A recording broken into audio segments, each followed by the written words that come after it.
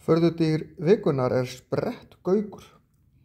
Hann 50-60 cm á lengd og lifir í Bandaríkjunum og Mexíkó, í Ameríku, og hleypur uppi eðlur og snáka, litla fugla, minni spendýr, mýs og þess háttar, sem þeir drepa með gognum, hann frekar sterkur, og geta hlaupið alltaf 30 km/klukkustund.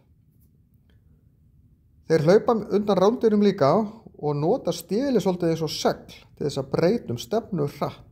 Ekki einu fuglarnir sem gera það, sumir nota vængina sem hlaupa, en þarna nota þeir stélið, geta flogið, en kjósa að hlaupa frekar yfirleitt heldur en að fljúga. Gera sér hreiður í kaktusum eða runnum. Kallinn safnar efni í þetta, en kvenfuglinn býr til hreiðrið og pörin halda síðan saman alla ævi. Vel þekktur úr teiknimyndu, sérstaklega í gamla daga, kallast róturinn á ensku.